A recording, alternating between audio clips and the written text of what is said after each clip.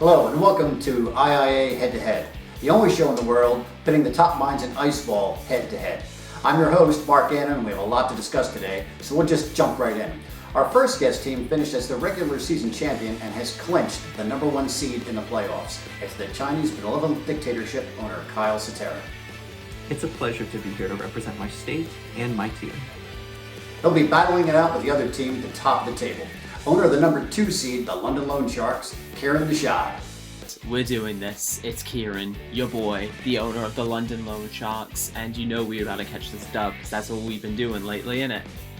So, with the playoffs at the doorstep, you both had very strong teams this season.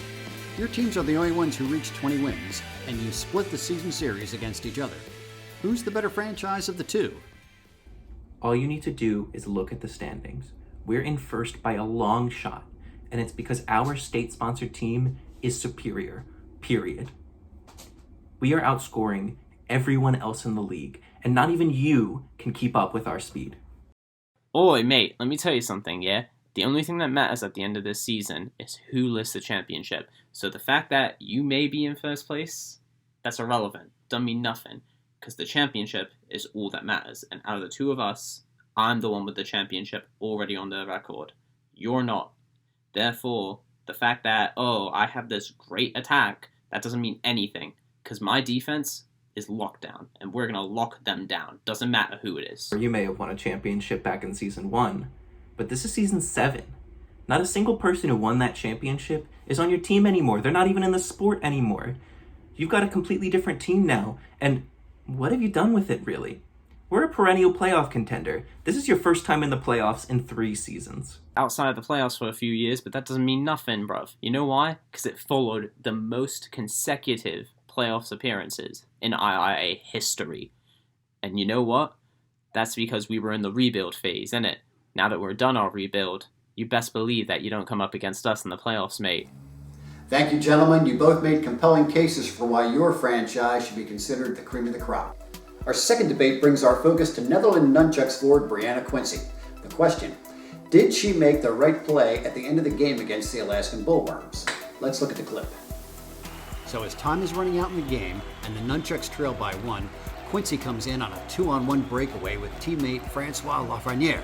Despite Lafreniere possibly having an open look at the net, Quincy tries taking the near side shot.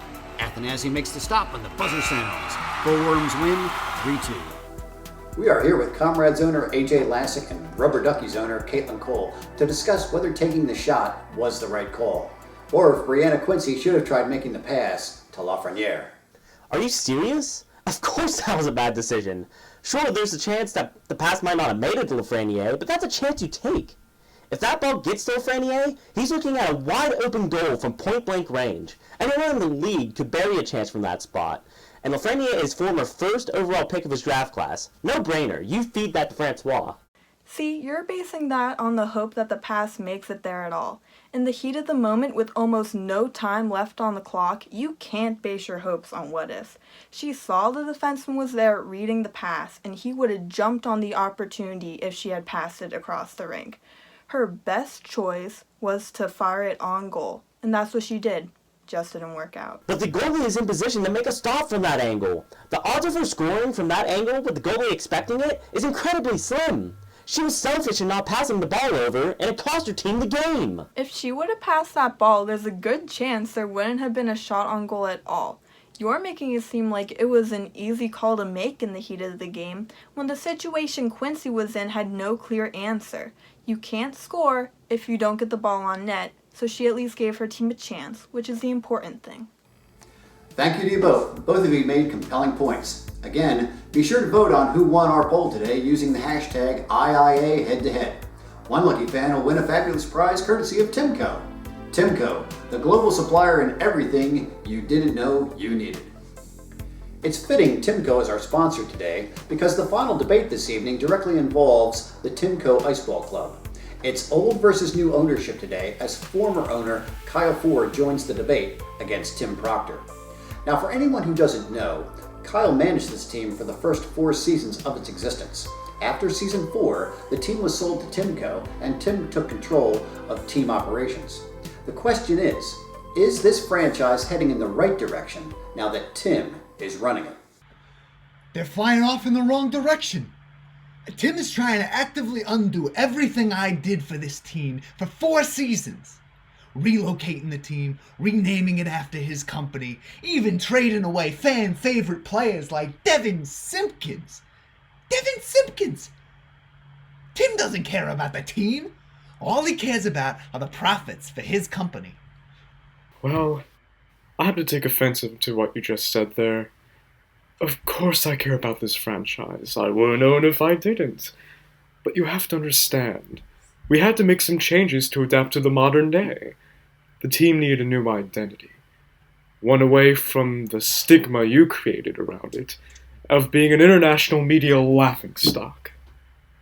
And the Simpkins trade was just good for business. Good for business? Simpkins had been a career player for this team, and the most popular player by miles. And you just throw him and the fan base away. Look, I won't lie and say I did everything perfectly. I made mistakes along the way. But I admit to them and strive every day to get better.